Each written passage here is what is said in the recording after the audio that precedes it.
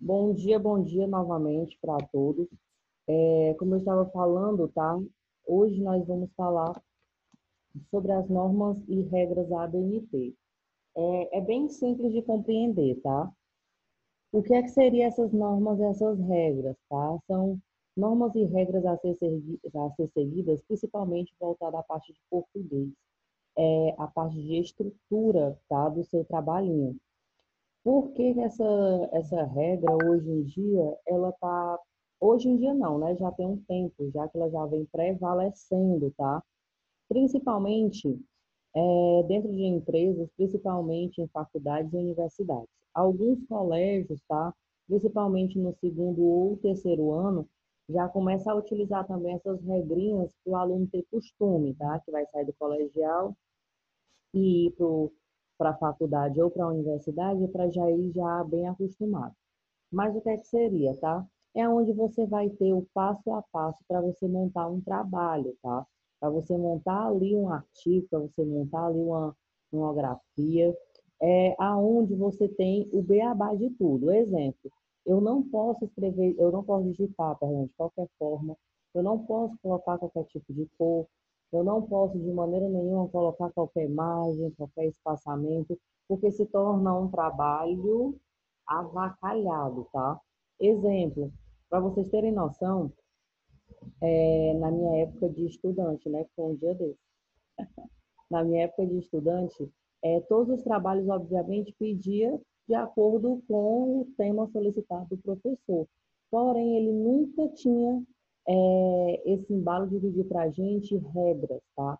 Regras de ABNT. Até então, foi o meu colegial todinho. Cheguei no terceiro ano também, tudo do mesmo jeito. No dia que eu fui para a faculdade, que foi logo após eu ter finalizado o meu terceiro ano, a primeira coisa e o primeiro trabalho que o professor pediu foi justamente nisso. Todos os trabalhos eu quero nas normas e regras ABNT. E assim, eu particularmente não sabia nem o que era isso. A partir do momento que eu cheguei a conhecer essas normas e regras, óbvio que foi logo no embalo um desastre. Até porque para mim ficar seguindo de padrão, tá? Era algo muito complicado, coisa que hoje, para mim, eu já tinha um macete de fazer ali um trabalho, uma capa, uma folha de rosto, um sumário. Porém, tá, ao decorrer que você vai se acostumando, você vai vendo que ele se torna até mais fácil e bem mais prático. Por quê? Prestem atenção. Primeiro você tem uma capa, depois você tem uma folha de rosto, um sumário, um texto, você tem o desenrolar, tá, do seu trabalho, você tem referências, você tem anexo e a bibliografia aqui atrás, enfim, vai seguindo aí o padrão. O que é que seria isso? Cada folhinha dessa, obviamente, tem informações diferenciadas, porém, essas informações, tá? Elas são únicas, cada uma tem uma informação única. Então, bora dar continuidade. A formatação de normas ABNT. Coloquei essa formatação aqui para vocês verem como ela é bem simples e bem prática. Óbvio que você tem que ali seguir a risca, tá? Então, obviamente, o papel tem que ser A4.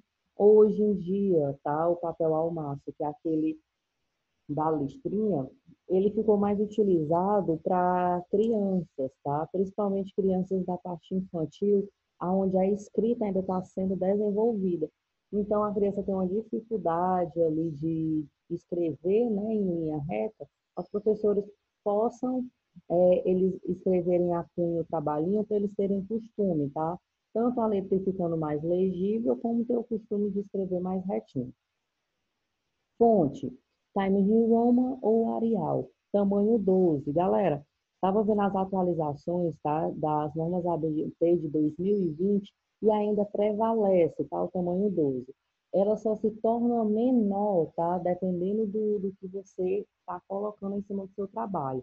Então, exemplo, se você quer colocar informações no rodapé, que é logo embaixo da folha, obviamente ela não pode ser 12, ela tem que ser bem menor, tá?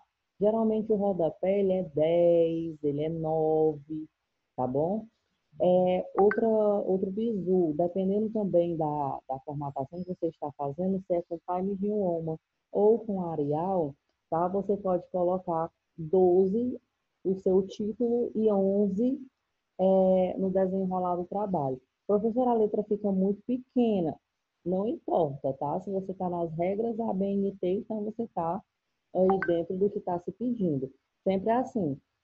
Professora, eu não estou gostando, vamos supor, não estou gostando que eu coloquei ali um texto, que nesse texto tem ali umas palavrinhas itálicas, que é no itálico, e ele ficou muito pequenininho. Porém, é o que a norma ABNT pede. Então, galera, não tem o que questionar, tá? É continuar com as normas, dentro das normas ABNT. Ó, nas citações com mais de 3 linhas, notas de rodapé, legendas e tabelas, a fonte deve ser do tamanho 10. Galera, 10 ou 9, não tem problema, tá? Como eu estava falando para vocês, a fonte ela realmente vai ficar bem pequenininha, mas se vocês pararem para pensar, o que vocês estão colocando são informações extras dentro do trabalho de vocês. Então, por isso que não pode ter confusão, tá? Relacionada à fonte. Professora, eu sou obrigada a utilizar no meu trabalho todinho Times New Roman ou Arial? Yes. Sim, sim, sim, você não pode mudar. Exemplo de trabalho que eu já vi. Trabalho todo perfeito nas normas ABNT, todos normais nas normas ABNT, e com um título com outra fonte. Não pode, gente, não pode de maneira nenhuma. Do seu título, o seu tópico, o seu desenho enrolado, seu trabalho, notas no rodapé ali, pode ser ali umas siglas que você quer estar digitando. Todos têm que vir com regras e normas ABNT, Times New Roman ou Arial, tá? E você vai variar em relação ao tamanho só, tá bom? Itálico deve ser usado nas palavras de outros idiomas. Essa orientação não se aplica às expressões latinas. Galera, ó, uma coisinha bem interessante das normas ABNT é o seguinte: o modo itálico, tá? Ele está bem específico. Ou seja, se você está colocando informações de outras línguas, tá? Outros idiomas. Se você está colocando informações de palavras inventadas ou até mesmo de siglas, não tem coerência se você digitar com a mesma fonte. A fonte que eu estou falando é o seguinte: você colocou Times New Roman, tá? E dentro do seu texto havia uma palavra em latim. Aí você deixou só Times New Roman e não configurou para itálico. Não tem coerência. Até porque a gente está na língua portuguesa, tá? O português do Brasil. Então não tem nada a ver se você pegar outro tipo de língua, outro tipo de palavra, colocar dentro daquele seu texto, tá? Vai ficar um texto assim, meio confuso. Vale lembrar o seguinte: cada vez mais que você simplifica, tá, o seu texto, você realmente foca ali no objetivo, cada vez mais o texto vai ficar compreensível, tá? Margens: direita e inferior 2, esquerda e superior 3. Para vocês lembrarem, tá? Sempre, o modo que vocês digitam é sempre da esquerda. O modo que vocês sempre iniciam é sempre da parte de cima, do superior. Então, sempre encaixe essas informações com 3, tá? Que no caso é a margem, e 2 o restante, porque já está já a parte configurável e já é as informações finais. Preste atenção, professora, eu digito na frente da folha e quando eu estiver atrás da folha, galera, muda, tá? Muda. Então, no lugar de você colocar esquerda superior 3, você vai colocar 2 e direita inferior 3, quando você estiver atrás da folha, tá? Uma coisa é você digitar aqui na frente, outra coisa é você digitar atrás. Professora, como é que eu vou saber dessas informações? É só uma informação de complemento, tá? Porque na prática não vai rolar isso. Exemplo, se você está ali digitando, tá? Significa que vai acabando uma folha, vai vindo outra folha, e isso vai estar toda configurada. Então, não tem base você digitar na primeira e colocar as margens corretas, e quando for na segunda folha, você configurar com outras margens. Não tem base, não tem lógica. A lógica é você dar continuidade em tudo, tá? Parágrafo espaçamento 1,5 entre linhas. Professora, por que esse espaço ele tem que ser desse tamanho? É forma de organização da ABNT, não tem o que discutir, tá? É só para ele informar que uma frase está 100% completa e assim, quando finaliza o espaço da folha, já baixa para outra frase, para não ter aquele negócio de uma frase em cima da outra, tá? Então, realmente, a parte do parágrafo, o espaçamento é sempre 1,5 só por conta disso, para realmente você ter uma compreensão melhor naquele texto. As referências devem ser separadas onde outras com espaço duplo. As referências que ele está falando é justamente aonde você pegou as suas informações. Eu coloquei, galera, algumas informações bem significativas, tá? Voltadas às normas da ABNT, principalmente porque deu uma atualizada este ano de 2020. Quando vocês forem pesquisar sobre normas da ABNT, lembrem de uma coisa, coloquem o ano que vocês estão. Por quê? As normas da ABNT, elas mudam todo ano. E dependendo do ano, tá? Elas mudam, tem vezes que 2 a 3 vezes no ano. Tem vezes que um ano que tem 2 semestres, no caso, modifica aquelas 2 vezes ou mais. Por que tanta mudança? Porque eles vão vendo que a nossa língua portuguesa vai precisando, obviamente, de mais informações, de mais organizações. Eles vão vendo que dá para encaixar novas informações, então por isso que acontece mudança. Outra coisa bem interessante é que, vamos supor, se aconteceu novas palavras, né? Desde a era aqui do WhatsApp, que agora a gente praticamente fala em código, em siglas. São inventadas? Óbvio, tá? E também palavras inventadas. Um exemplo é aquela tal da sofrência, né? Que essa palavra nem existe, porém agora existe por conta que o cantorzinho lá, que eu não me lembro o nome, ele fez o Tibum, né? Ou seja, ele fez o auge dessas músicas de sofrência. Então, essa palavra acabou sendo utilizada demais. Então, o que é que acontece? A partir do momento que eu sei que o público em massa está digitando praticamente da mesma forma, e é uma forma errônea, tá? Uma forma totalmente errada, obviamente que para poder eu encaixar essas palavras nas normas ABNT, eu tenho que ter ali alguma modificação. Então, por isso que entrou a parte do itálico também para isso, tá? Dando continuidade, a lista de abreviaturas e siglas. Preste atenção. As siglas devem ser apresentadas em ordem alfabética, seguidas de forma por extenso. O título da lista de abreviaturas e siglas devem ser centralizados.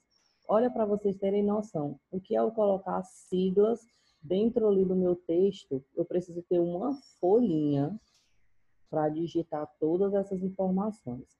Por quê? Não é todo mundo que sabe da existência de uma sigla. Não é todo mundo que sabe o significado daquela sigla.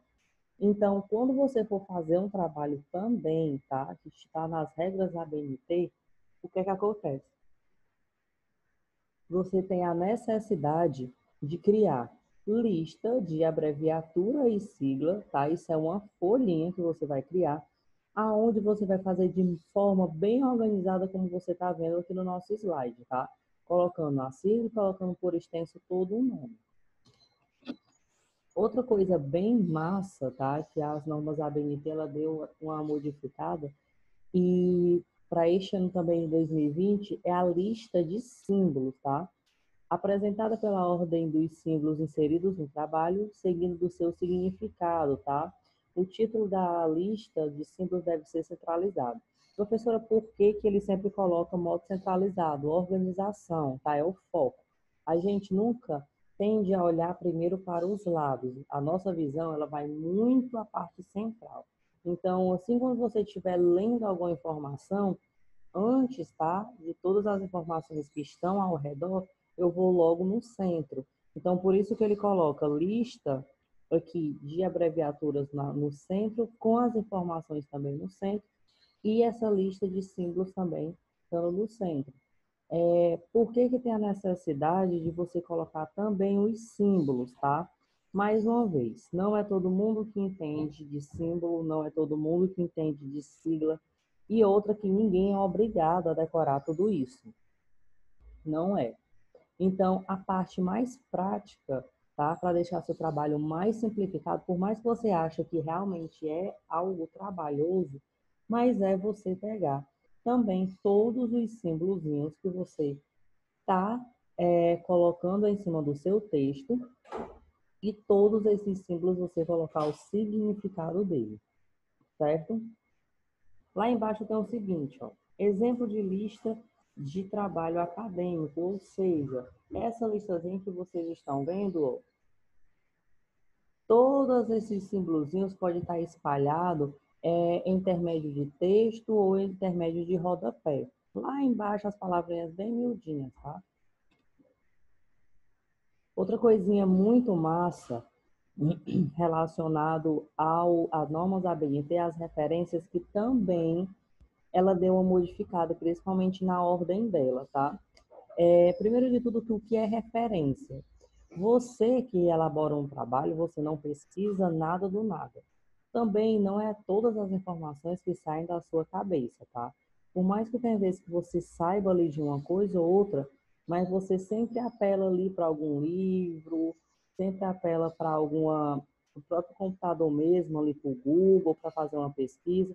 E nessas pesquisas vocês vão se aprofundando. O que é que acontece? Todo trabalho nas normas ABNT você tem que mostrar, você tem que dizer de onde foi que você pegou aquelas informações. E vale lembrar o seguinte, não é só você selecionar o link e não é só você dizer qual é o nome do livro, tá? Você tem que falar passo a passo aonde você encontrou. Então, precisa ter nas suas referências autoria, título, edição, cidade da publicação, editora e data. Professora, por que que tem a necessidade de informar tudo isso? Para ter a 100% de certeza da onde foi a sua fonte de pesquisa. Então, se você não colocar de maneira nenhuma as referências, o seu trabalho ele já perde qualidade. As pessoas que forem ler, no caso, tá? O seu trabalho não vai ter a 100% de confiança do que você escreveu, tá? E outra, que você vai ficar tipo como se fosse perdido, até porque se você não sabe de onde foi que você tirou as informações, até mesmo você se perde na elaboração de um trabalho, tá? Então, essas referências, é trabalhosa? Lógico que é. Até porque para você estar ali fazendo uma pesquisa, principalmente no computador, tá? Para você fazer essa pesquisa, você tem que ver da onde foi que partiu aquela pesquisa, quem digitou aquela pesquisa, e quem foi de quem a autoria foi, da onde era que a pessoa pertencia à cidade, qual foi a data que publicou tudo isso, tá? Porque isso significa que é uma comprovação do que você está fazendo. Vale lembrar que as regras e normas ABNT, ela também é um documento, tá? Ela tem importância 100%, principalmente para a parte dos estudos mais profissionalizantes, que no caso é universidade, a faculdade, até você chegar na empresa, tá? Estrutura de tópicos. Deixa eu mostrar aqui para vocês. A partir do momento que vocês começam a partezinha de normas ABNT, tem algo bem interessante, tá? Principalmente no Google Documentos, tá? O Google Documentos, ele realmente hoje é uma ferramenta altamente prática, tá? Uma ferramenta altamente necessária para você, até porque, como vocês já sabem, ela existe vários tipos de extensões onde você pode vir fazer uma formatação diferenciada. Ela tem complementos aonde, se você tiver com carência, né, no seu pacotezinho, tá, de escritório, principalmente o do Google, você tiver carência em alguma ferramenta, é só você ir lá e fazer a extensão. Vale lembrar o seguinte, quando eu quero melhorar, tá? Estou falando isso do Google. Quando eu quero melhorar algum aplicativo dele, essas melhoras sempre estendem, tá? Para extensão, tá? Extensão. Por quê? Eu vou estender, tá? Aquela minha informação que eu tinha colocando melhorias. A teoria é essa, extensão. Complemento, você vai instalar os complementos. Então, todos esses complementos que você instala, você está estendendo, tá? Ó, como tem aqui nas normas ABNT, nós vamos